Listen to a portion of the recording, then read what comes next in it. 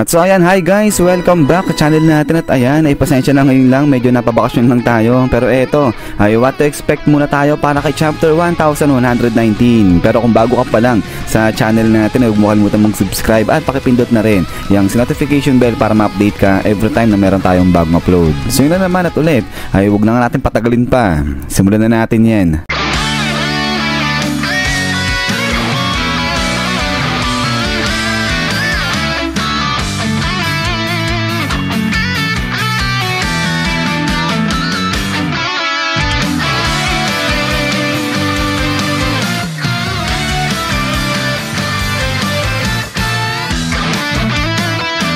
At so dito nga natin yan sisimulan kay Bonnie at saka nga kay Luffy. Sa nung sa nakaraan ay bigla nga nag-transform itong si Bonnie sa pagiging Nika o sa pagiging Joy Girl. Kaya ngayon sa susunod na chapter 1119 ine-expect na dito pa rin yan magtutuloy kay Luffy at saka nga kay Bonnie. So ibig sabihin tuloy-tuloy pa nga rin dyan itong pagtakas ng Straw Hat Pirates natin laban sa mga 5 elders na nga na to.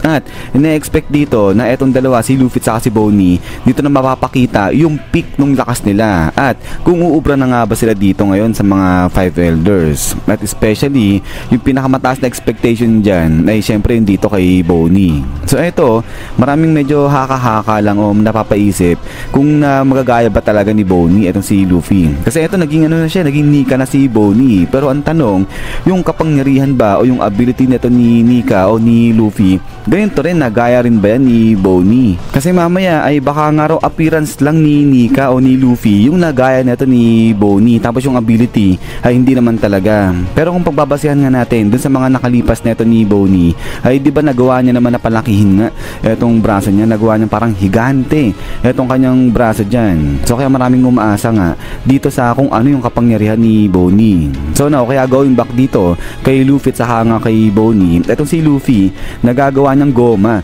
yung paligid niya o yung environment niya. Ngayon etong si Bonnie, ano kaya naman daw yung kaya niyang gawin? Since na magkaiba sila ng ability o kapangyarihan ni Luffy, etong si Bonnie kaya niyang patandain at saka pabatain yung mga tao ganyan. So kaya ngayon, ay yung na-expect kay Bonnie at saka isa pa, kung uubra na ba sila dito sa mga 5 elders. Kasi diba itong si Luffy hindi niya pa nga madaming dish dyan etong si Warcury. So ngayon dalawa na sila ni Bonnie. So ang tanong, may pagkakaiba ba na meron bang magagawa etong dalawa kung pares na sila dyan na Nika? But then, ay so far eto yung para dyan sa side ni Bonnie sa hanga ni Luffy. At yung isa pang ine-expect dito kay chapter 1119 ay yung sa pagdating naman dito sa grupo ni Nami sa hanga ni Zoro. So yung tinatawag na Labo Face Group. At inaasahan nga na makikita na natin yung pagtalon ng mga to papunta rito na sa higanting barko na nga na to.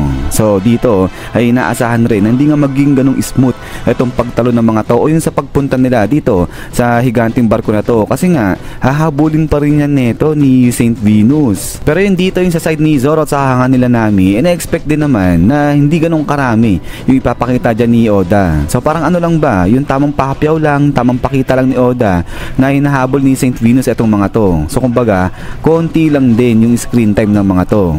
Pero maliban pa dyan, ay inaasahan nga rin yung sa pagpapakita ulit dito sa side ni Iron Giant natin. So ito so far, lumulubog na nga sa tubig itong si Iron Giant natin. Pero marami pa rin nag-expect na hindi pa nga rin tapos dyan etong si Iron Giant at makakaalis yan o aalis talaga yan mismo dito sa karagatan para harapin itong 5 elders natin at para nga tulungan itong si Luffy, si Joy Boy. Kasi nga diba nakita natin itong si Iron Giant, binabanggit niya nga itong si Joy Boy at parang sinasabi niya na gusto niyang makita mag-cross ulit yung landas nila. At ngayon nasabi ni Iron Giant na alam niya nandiyan dyan nga itong si Joy Boy. So kaya ngayon marami nag-iisip na etong si Iron Giant gagawin niya lahat ng paraan at bibigay niya lahat ng lakas niya, makita niya lang ulit etong si Joy Boy dyan. At kasama na nga rin dyan syempre yung sa pakikipaglaban niya dito sa mga 5 elders. So sinasabi na etong si Iron Giant, isa talaga siya sa susi para nga makatakas ng ligtas etong sila Luffy dyan na sa kamay ng mga 5 elders natin.